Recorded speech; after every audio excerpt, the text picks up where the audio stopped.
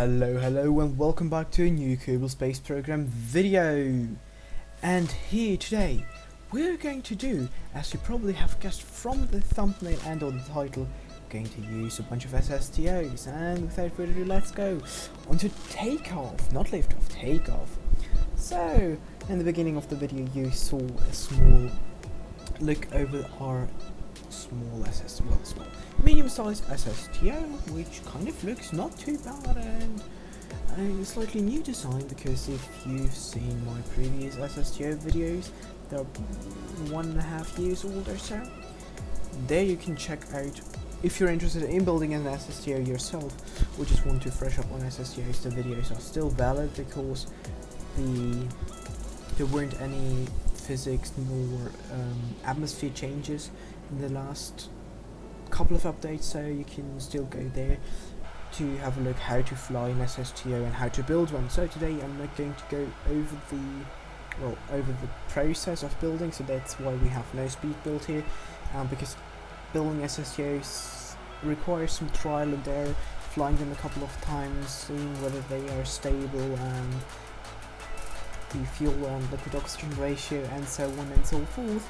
But on that note, like I said, go and check out the guide videos. There should be actually a playlist somewhere around on my channel. And the only small thing that I could touch up on here, since I'm going to show the entire launch profile, is when you look at the Rapier engines, you want to have them steadily increase their thrust. That's why we were flying straight without any pitch at all, so that we could pick up enough speed, around 400-ish meters per second, where they really kick in and produce more than enough thrust to propel us out of the lower part of the atmosphere and out of the atmosphere almost entirely. Yeah, so I guess that's the only thing I really have to touch up on when speaking about the launch profile in today's video.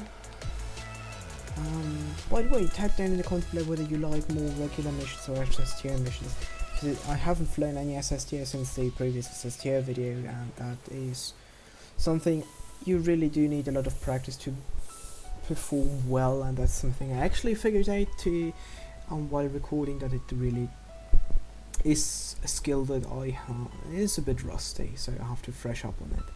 But anyways, after transfer burn, after 2 transfer burns in stages, 2 times at periapsis to do it a bit more efficiently, we are now at Minmus. Thanks to the power of video editing, you don't have to see how I fiddle with the maneuver node and so on and so forth. After picking actually an elevated position at one of the Minmus flats, we are going to come in close towards the landing here, slowing incrementally down every now and then until we're close enough to the surface, and then just the best way would be obviously doing a SSTO burn, but with the nuclear engines and the SSTO in general, because it's more or less a plane, so you want to land it not on the engine itself but rather on the wheels, and that takes a bit more careful approach, like you can see here. Now slowing down the footage for a real-time touchdown, so you can see that. This is actually a pretty good touchdown, just engaging the brakes so that you don't roll or get off your landing spot too much. And then we have successfully landed our 4 Kerbals on the surface. Now we're going to reveal the beauty of action group in this SSTO, since we can open up the 4 service bays and the cargo bay with 1 action group. Then we can deploy a special hinge mechanism, actually piston and hinge mechanism, which will lift our nose up quite far so that we can deploy our payload for today's mission really gracefully down there.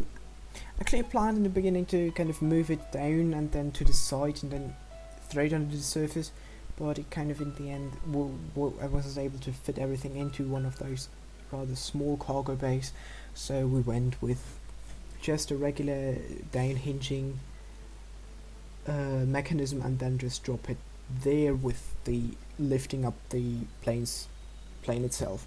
Now we're going to bring our 2 special, not pilots, but an engineer and a scientist with us, and that's because this is, as you probably can see here, a science base science experimental device. They're going to take one of the two Kerbals, I think it's the scientist, and well, obviously do a front flip there, but rolling the device with the science package out from underneath the SSTO, deploying the antenna and the solar panel so that we have some electricity for the array, and B, an array so that we have some further improvements for communications in the region.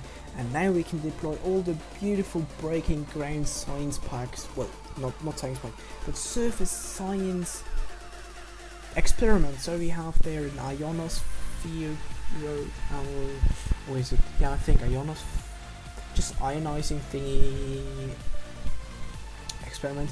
Should have actually looked that up.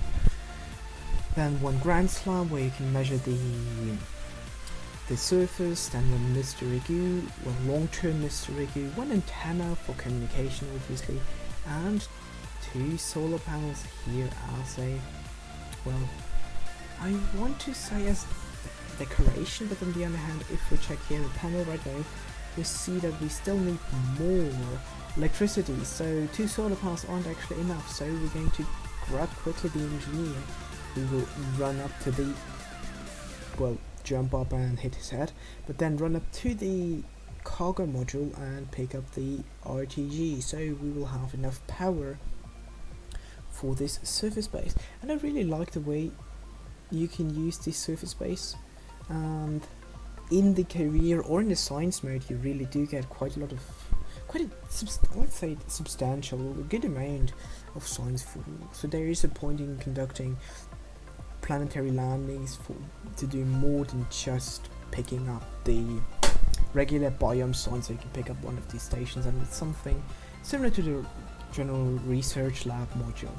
Now into a beautiful, well, nice screenshot there, and then looking when Kerbal will go up, and this will be at night, so there's no point in waiting for Kerbal to come up to do beautiful screenshot with Kerbal. So now we're going to throw our two Kerbals back into the passenger module, and then I must admit I've taken off and tried to come back, but we are just short, a tiny bit short on fuel, 15 meters per second too short. So another SSTO, bam bam. So yeah, like I said in the very beginning, this is a skill flying SSTOs that really gets rusty quite fast, and I flew it not perfectly efficient, and that's one of the issues why we didn't have enough fuel, but it was actually very close on fuel, so in theory you could make it to Minmus and back, but we're really on the last few drops, and we had a bit too much oxidizer anyway, so yeah, bringing some fuel drain valves would be really a good idea. So yeah, since we're already started in an SSTO, I really sending a regular rescue mission would be kind of boring, and redoing the entire mission like again would be possible, but I would have to redesign everything. And I thought, you know what, let's actually continue with the mission the way it is, and kind of admit that I made a mistake, and use this opportunity to actually start and showcase and use another SSTO. This SSTO is slightly, maybe a bit more familiar with you guys, since it has a lot of, well, I haven't picked up the old SSTO files, so I've built again a new one, but it has a lot of similarities to the SSTO or SSTOs that I've been building and talking about in my guide. So there you go, a second time I'm going to self-advertise my old SSTO videos. But yeah, this time we're not going to fiddle around too long with the transfer and everything to Minmus, since, well, this SSTO has obviously two advantages. It is a more or less proven design, so you didn't have to figure out too long what to do, what the ratio is, and the other advantage is it has no cargo bay, so the entire length can be used for fuel. However, we are obviously bringing some passenger cabins with us, since we have to bring back all of our 4 Kerbals. So on the other hand, in theory we could have gone with 1 passenger cabin and not with 2 passenger cabins, as you can see here. but you know, it's better to have an SSTO that has a crew capacity of 10 with the pilots, but of 8 passengers. This is really useful, you know. Maybe in a future mission, in a couple of episodes, or who knows when, we can use the same SSTO again. So yeah. Okay, now back on to the footage on screen. We have landed pretty close to the previous site, like the previous landing site on this mountain-ish type of elevation, and then just puffing a few times with the nuclear engines to get closer to the actual site. So we've landed a couple of meters away, but I think this is still close enough and we can just roll over. And now time warp down until we have again the beautiful lighting of the sun. So rolling those two crafts a bit closer together to get another beautiful screenshot here and there. Actually, I'm not quite sure which one I'll use for the thumbnail, so you guys will know since you've already clicked onto the video, and that's thank you very much for that. And if you're already here, why not subscribe and click the thumbs up icon, since this really helps out. Before the previous video, I've actually never mentioned or asked my viewers actually to subscribe and like the video, but I think this is actually something I could, well, I got a few not requests but feedback from a friend of mine who said I should actually say that so people don't forget to do that, and maybe this helps, so I'm going to do that in a couple of next few videos. And yeah, so like I said, transferring quickly all the crew members. This is a rather not too long task since we only have 4 crew, which is still more than actually would have been kind of needed for the mission itself.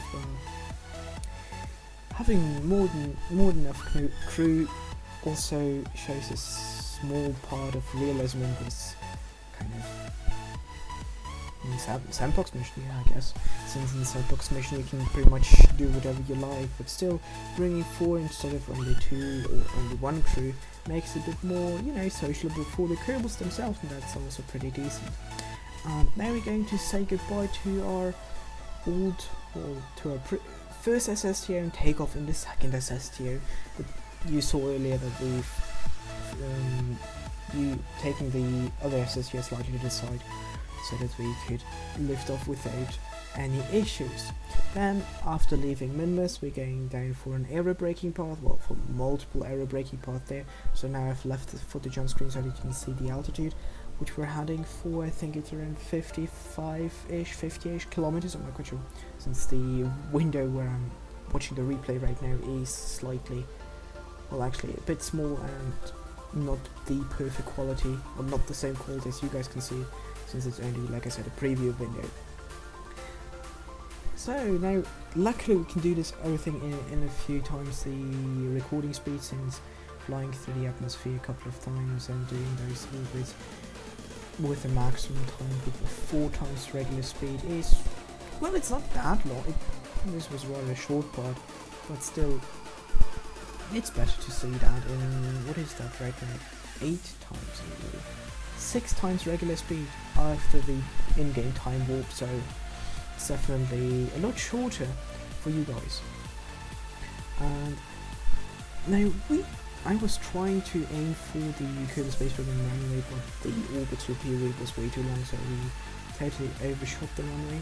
So our secondary target was the not island runway, the desert runway. There we go. However, you will see just in a second that we will overshoot this one as well, and that was kind of a shame. The other small issue that I've noted with this craft is the electrical charge. We will run out of it again in a second again.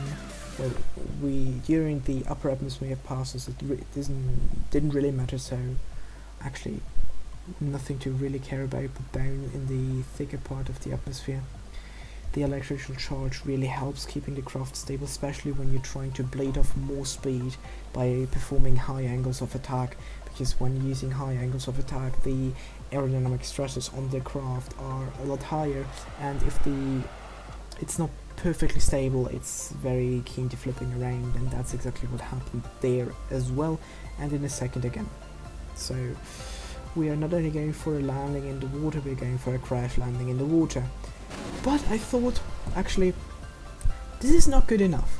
We can do better. So we pressed F9, came down again, this time I think one pass earlier if I'm not mistaken. However, we have lost the aero brakes due to overheating during the descent, because I was trying to slow down more aggressively to land on the face side and a bit earlier and a bit faster, and we're still short of the island, of the desert runway, and well, we overshot the desert runway, but we're short of the KSP. We're right in between of those two.